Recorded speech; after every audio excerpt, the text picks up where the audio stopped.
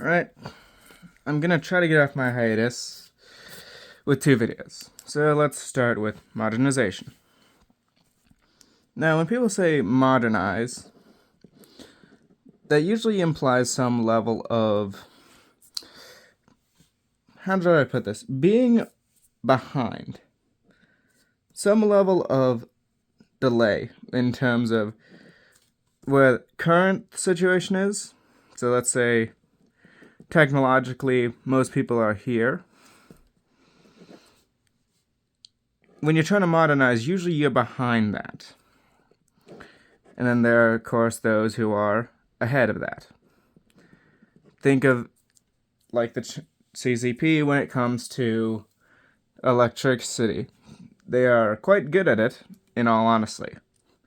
Doesn't mean I like them, but that's just reality. So when someone's trying to modernize a country, what it implies is, if the standard is here, you're behind that. And in politics, especially, I would say a lot of countries are behind, particularly the United States, when it comes to efficiency in government. Now, there's certainly some countries which are getting there, hence why there's a gap, but there's a very real, how should I put this, problem. I'll just say it bluntly. Our governments are run by idiots. They're not efficient or good at properly managing things. So if things continue for countries like the United States, they'll essentially end up in the same position as the Qing, which means we could go through our own century of humiliation. So how then does one modernize? Well, let's look at examples. Probably the most classic is Japan. Now, Japan, throughout the Meiji Restoration and the many projects it undertook, massively increased a lot of things. It increased its industry, military, and bureaucracy, all to catch up with the West. Sure, Japan was still behind the United States and many other European powers, but through their efforts, they were able to rapidly catch up. Previously, Japan wasn't even able to compete with a single fleet from the United States. By the time it was entering the 20th century with the rest of the world, it had successfully beaten China, which honestly wasn't that impressive in terms of just a lot of people were doing it, but still, beating someone with that much in terms of resources is still impressive, and was on its way to compete with Russia. So it went from a inefficient shogunate to one of, if not the, leading naval powers, successfully expanding its reach and influence across, well, most of the Pacific, but it was definitely a major player, even on the global stage.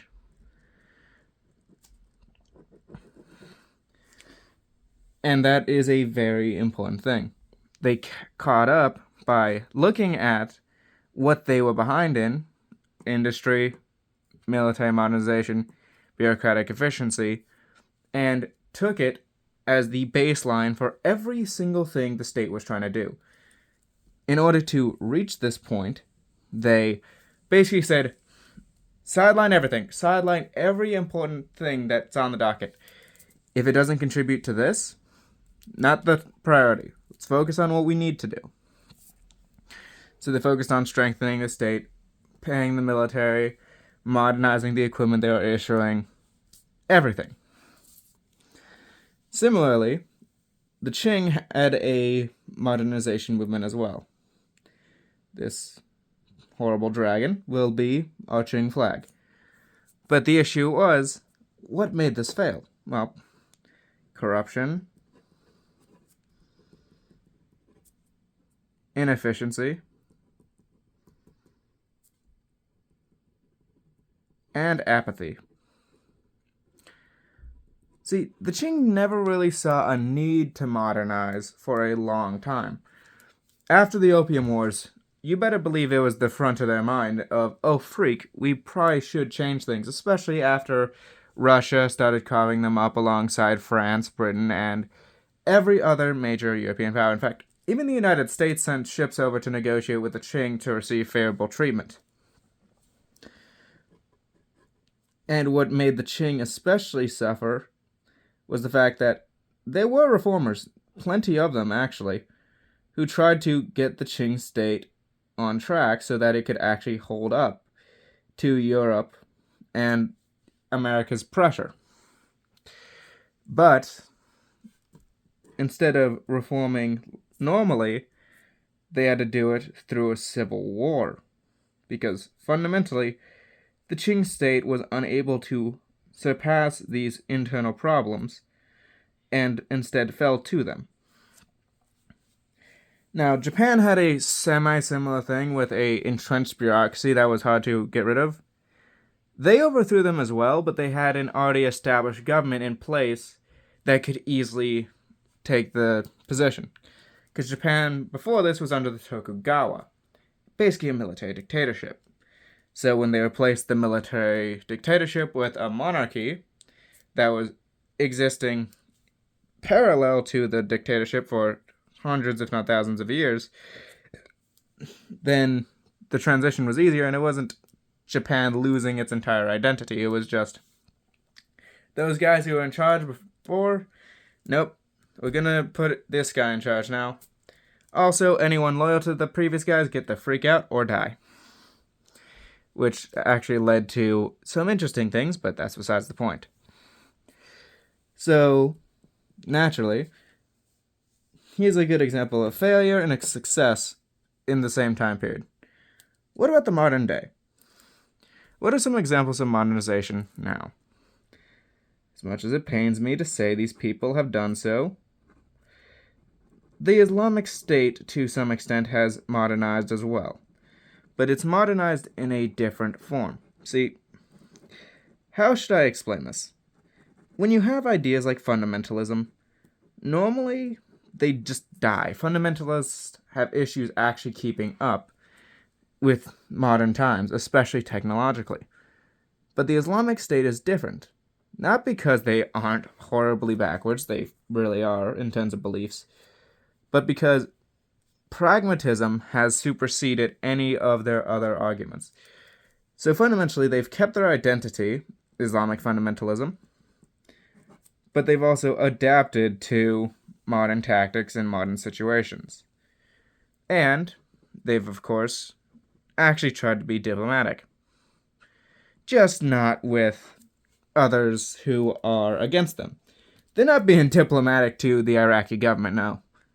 But they are being diplomatic to fundamentalists around the world and to people who will readily fund them, like this House of Saud, who doesn't really fund people directly, but does fund the churches that indoctrinate people to fundamentalist beliefs in Islam. And so, for all the complaints one can make about the Islamic State, they successfully turned what should be an ideology that should just die out, flat out, fundamentalism. They've kept it alive because, although, yes, the identity is still there, they adapt to what is currently in vogue, military tactics and basic bureaucracy, while still being somewhat diplomatic. They don't just say, no, we're not going to negotiate with anyone. They say, sure, if you're a fundamentalist, you can work with us, sure. We're just going to make sure that our way is what gets through because, again, very radical, very extreme. So then, how would that work for another country modernizing? Well, I think an important thing to keep in mind here is identity. As we see with modernization movements throughout history, one of the hardest things to do is keeping your country and its identity of the people within it the same as things change. Because with changes naturally comes some shifts. But how do you preserve the essence of your people, your country, and its beliefs? Well, you look at what it is at base. So let's take the United States as an example. What is fundamental to the U.S.?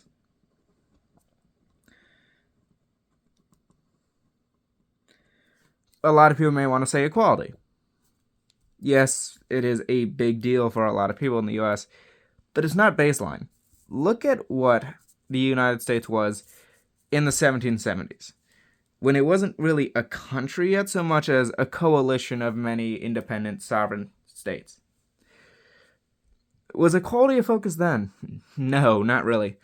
Slaves, Indians, if you weren't considered one of the main groups that was accepted in the US, even Germans were slightly discriminated against, then you were not considered of equal standing, fundamentally. In fact, part of the reason the Revolutionary War even kicked off was because Quebec existed and the United States' people were not having that. So it's not equality. Is it national identity? No, that didn't really exist. Even among the United States' people, there wasn't a solid identity. Plenty of people identified more with religion or state than they did with the federal government. So then, what is fundamental? Personal liberty. Basically, every founder could agree on this to some extent. Now, what that took the form of is more of the debate because, of course, there are those who said that personal liberty involved ending slavery, others said that it involved keeping slaves. But what is important to the US fundamentally is negative liberty, the ability for the individual to do what they believe is what they believe they should be allowed to do. So that is a big thing for the United States. And briefly before we move on, both of these countries also had a similar situation of keeping the identity while still modernizing. Japan, for example, had a samurai revolt because their efforts to modernize involved moving away from the old feudal war path. So the war structure that the military operated under needed to be changed, and so the samurai, the traditional heads of that military structure, had to be replaced or integrated. Japan did this while still doing their best to preserve the heritage and identity that came with both the military and simultaneously the culture as a whole. China struggled with this to the point where as soon as the emperor fell apart, the only thing that really kept everything together, they broke into a warlord period with a person declaring himself the new emperor of China after being backed by people who specifically didn't want that. And so, from there, naturally, the modernization would require changing the bureaucracy and military to be more effective. But, of course, that naturally means changing the laws to further the identity, furthering freedom and personal liberty. See, if an identity is lost, a cause falters. No warlord could keep things together as much as ISIS does. That's not to say they're good, hardly, but because they have a unifying identity, they stretch far. They're even in Nigeria, from Nigeria all the way over to the Middle East. That is how influential this group is. You may hate them with a passion. Believe me. They deserve it. They should be wiped off the map. But even with that, because they keep an identity that everyone can unite around, they extend far more than any warlord could possibly and feasibly achieve. Japan kept their identity, so they kept a unified national image that allowed them to properly negotiate with other powers and eventually get rid of the unequal treaties they had to sign. China failed at this, and so they collapsed internally. Because when everything in your belief system is basically thrown out the freaking window, they already threw out the bureaucracy, they threw out part of the culture because they're trying to westernize, and they threw out the one dude who everyone was used to being in charge, the emperor. Well, then what happens? Everything collapses in on itself. So naturally, as identity seeks to be prioritized, you must naturally further it. Which means, in the case of the United States, strengthening personal liberty.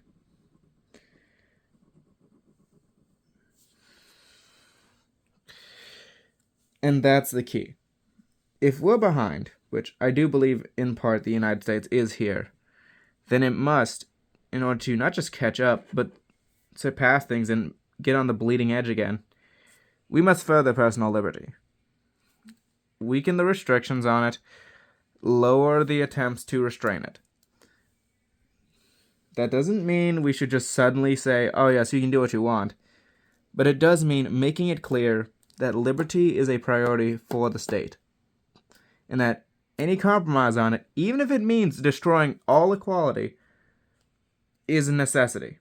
Because fundamentally, the United States is the land of the free. Not the land of the equal, the free. No nationality can compromise that. No equality can compromise that. Otherwise, your nation, your state, will not function because everyone's fighting among themselves on what they even are. But in terms of actual policy to achieve this, let's just run through a few things real quick. Because, sure, it's easy to say what it should do in the broad strokes, but what are 3 things I would actually advise to modernize? Number 1, privatization and focusing on the free market. Privatization has shown itself to be very effective. It's also called market liberalization in terms of the general policy and not just sending things to the private sector.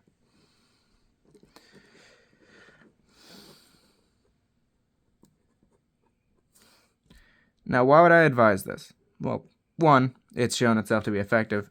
Take the CCP. Previously, it had the most starving people on the freaking planet. Now it's one of the leading powers economically. Market reforms and the furthering of personal liberty in regards to commerce and exchange naturally leads to increases in terms of industry and other effectiveness in the military as well as bureaucratic apparatus. Because think about it, if you need to buy a computer because you're trying to manage something in any department, it's a lot better to buy the computer for $100 than $150 or $200. If the market is free, then prices go lower, unless of course the government floods the market with excess funds. Second, buy private. Now, I mean this in particular for the government. See, the way things work is it's a weird mix of private and public purchases, because the government will say, hey, we want this thing, and instead of just buying it from someone who provides it, they will make a contract and say, you're going to provide us so much and so forth for this branch, and this is what we're going to do. The problem with that is, because it's 1, a negotiation behind closed doors without outside market input, and 2, it relies a lot on lobby connections, it's basically no longer a private sale in the traditional sense. It's basically public servants giving other public servants a free rein to just sell things. Which isn't a very good idea because, let's face it, that's corrupt as all heck. So by instead just buying things from the market, and if they really like something, saying, alright, we're going to make a contract and buy so-and-so, but, like a private company, we're going to have quality inspections, and we're going to make sure that you're actually providing us the cheapest thing for the best quality. Because a lot of private enterprises already do this with their stuff. They make sure that everything is not only up to code, but when they send out big requests, like commissions, they will inspect the things that people are offering as demonstrations to make sure that not only are they within the price range, but they're actually living up to the qualities and standards that they set for what this thing has to be. And then finally, streamline everything. This already goes along with number 1 and number 2, but by getting rid of all the red tape, not only in purchasing, but also in the market, you now have to streamline the bureaucracy as well. Doge wanted to do this by shifting over to more online operations and just digitizing a lot of the government's functions, which I would advise as well. But it's more than just that. It's finding a way to maximize the amount of bureaucracy that's getting done and sorted by as few people and things as possible, since that's where the big expenditures are. Most of the expenses for any business, and the government by extension, because it has to run with the same principles, because it's in a market, is labor. And of course, purchasing the resources. Those are the two biggest expenses usually. And so by streamlining it, getting rid of excess resources like paper and unneeded labor, like employees that are doing nothing, then you effectively have a more useful and efficient state. So if the US really wants to catch up and not just be on par with the developing world, but ahead of every country in the world, what it's got to do is reform the bureaucracy and just the general functions of government to maximize the amount of work produced per person while pulling back on the restrictions that make it harder for the government and, by extension, the rest of the country to function. Yes, for a bureaucrat managing seeds, it's annoying to have to keep track of who needs what seeds for the next planting season because they're not allowed to grow things. For the farmer who actually has to plant those seeds, it is a draconian punishment to not even be allowed to plant your own darn seeds and have to get them issued by the government. The government controls so many things that we don't realize, and it creates so many issues for so many people that it is not wrong to say the government's screwing at least 30% of the country over. And so, modernization involves fundamentally finding what works and maximizing it. So, what are we noticing that works the most? These things. What should we do? These things. The reason Europe was so ahead of the rest of the world throughout the exploration period wasn't its willingness to exploit. As we've seen with the Chinese states, as we've seen with many, many countries, the willingness to exploit others knows no bounds in culture. The Aztecs were forcing people to sacrifice their own daughters to the literal gods that don't even exist necessarily, at least that we know of. The Incas were killing people and had notable traditions where they would kill children and bury them with silver and gold because of the sun and moon. Weird things, but they did it. The reason Europe, though, was so effective was because they were doing this. After the Black Death, Europe looked at its situation and said, we're behind. The Mongols came in, they rocked our stuff. We're pushing back the Muslims in Iberia, but it doesn't change the fact that we're still behind massively, and the Turks are right at our doorstep. So what did they do? They modernized.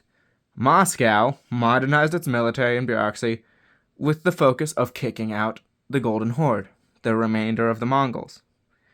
Poland did similar, realizing, okay, we got Mongols on our doorstep, Teutonic Knights to our north.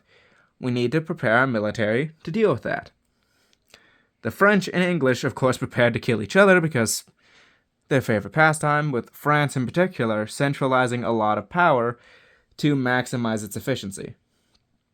Italy, of course, became the center of culture and commerce by similarly modernizing and learning, okay, what works in the Arab models that we can use here? So they adopted a lot of their banking practices and took their culture and modified it to suit their own needs, including, of course, copying a lot of Greek and Roman classics, which is where we get the Renaissance. Germany, likewise, modernized a lot of things, including administration and the military, which they then used to loan out to each other as they kept trying to kill each other. As you do. The reason Europe was so far ahead and was able to surpass the ancient powers like China or India was because fundamentally they adapted and modernized so that not only were they at par with a lot of those countries, but were actually ahead technologically. The Portuguese showing up to India with lateen sails that they were not using for anything else in India was a firm proof of concept of essentially saying, Yeah, no one else has done this before. We have surpassed you in terms of our technological capabilities. And what do they do with that? They dominated the spice trade.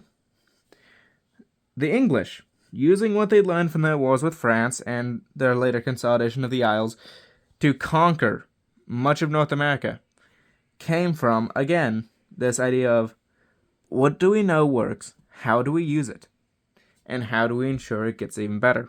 Like when they went to reduce serfdom, which, fun fact, England was one of the first countries in Europe to really reduce serfdom. And of course, this led eventually to the Victorian era, where, let's face it, Europe dominated. Modernization naturally leads to not just tying with the rest of the world, but surpassing it, especially if you're the first on the curve. The United States was one of the first to economically liberalize, so it trounced the more restrictive governments in Mexico and the rest of the Americas. Britain modernized extensively after the Napoleonic Wars and turned itself into the largest empire people had seen to that point. Modernization, fundamentally, the looking at where you are currently and how to surpass your current position, first by getting on par with the current leaders and then surpassing them, requires not just keeping an identity, but focusing on what works, what doesn't. How do I scrap these things that don't work while preserving our identity? And how do I make sure that these things which do work are implemented without being strangled by corruption and inefficiency? That is what many states should be doing right now. I particularly cite the US because that's my current country that I live in, and I would like to keep living there. But in truth, a lot of countries in Europe need to do the same.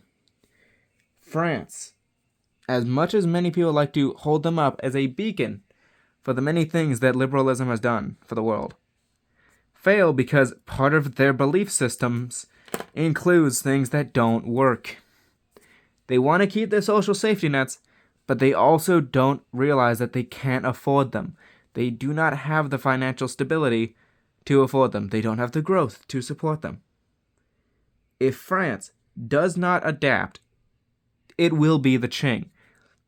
It will collapse. So then, naturally, it has to give those things up. If it doesn't, it will lose. That is the question that the entire West must think right now.